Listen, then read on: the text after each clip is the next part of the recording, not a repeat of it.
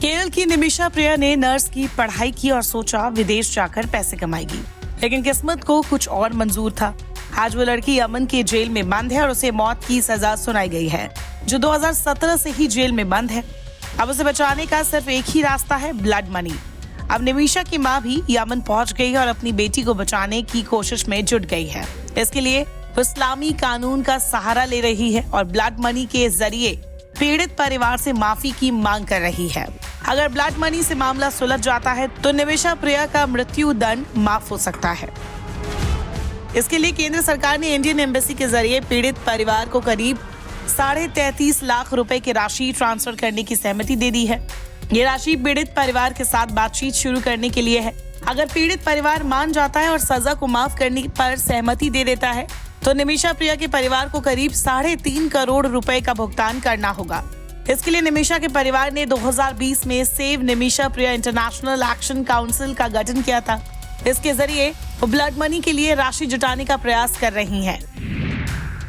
Islamic कानून के मुताबिक पीड़ित परिवार को यह तय करने का अधिकार होता है कि हत्या के अपराधियों को क्या सजा दी जाए।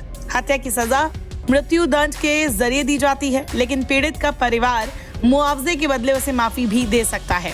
इसी मुआवजे को ब्लड मनी कहा जाता है, जिसका कुरान में भी जिक्र है।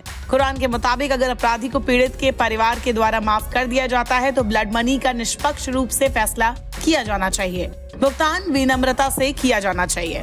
बता दें, प्रिया को एक यमनी नागरिक की हत्या के मामले में दोषी पाया गया था और 2018 में मौत की सजा सुनाई गई थी। प्रिया 2008 में यमन चली गई थी। 2011 में भारत वापस आई और टॉमी थॉमस से शादी कर ली, जिसके बाद ये कपल वापस यमन लौट आया। यमन में वो एक नर्स के रूप में काम करने लगी। वही उनका पति टॉमी थॉमस एक इलेक्ट्रिशियन के रूप में काम करता रहा।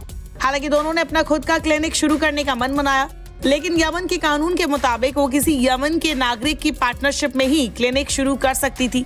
निमिषा ने इसके बाद एक यमन के नागरिक तलाल अब्दो मेहदी से पार्टनरशिप की। 2015 में यमनी नागरिक मेहदी निमिषा प्रिया के परिवार के साथ केरल भी आया। बाद में प्रिया और मेहदी वापस यमन लौट गए, लेकिन सिविल वॉर के कारण उनका पति और बेटी केरल में ही रह गए। रिपोर्ट्स के मुताबिक इसके बाद प्रिया को अकेले देखकर मेहदी ने उसका फायदा उठाया। उसने एक नया क्लिनिक खोला और क्लिनिक से होने वाली कमाई उसके साथ शेयर करने से इनकार कर दिया। उसने कथित तौर पर प्रिया को अपनी पत्नी के रूप में दिखाने के लिए जाली दस्तावेज भी बनाए। प्रिया के परिवार का आरोप है कि इस दौरान मेहदी ने प्रिया का शारीरिक और यौन शोषण भी किया। मेहदी ने प्रिया के दस्तावेज भी जब्त कर लिए, जिस वजह से वो भारत भी नहीं लौट पाई। एक दिन प्रिया ने मेहदी से दस्तावेज वापस पाने के लिए अपने साथी नर्स की मदद से उसे बेहोश कर दिया। हालांकि ओवरडोज की वजह से उसकी मौत हो गई। घबराकर दोनों ने मेहदी के शव को काटकर पानी की टंकी में डालने का फैसला किया, लेकिन दोनों को गिरफ्तार कर लिया गया। प्रिया को फांसी की सजा मिली है। हालांकि उसके परिवार को उम्मीद है कि ब्लड मनी के जरिए प्रिया को यमन की जेल से आजादी मिल जाएगी और वापस अपने देश भारत लौट पाएगी।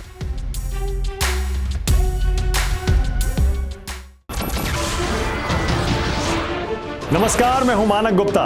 अगर आपको हमारा ये वीडियो पसंद आया हो तो इसे लाइक और शेयर जरूर करें, और हाँ, हमें सब्सक्राइब और फॉलो करना ना भूलें ताकि आप देश और दुनिया की कोई खबर मिस ना करें।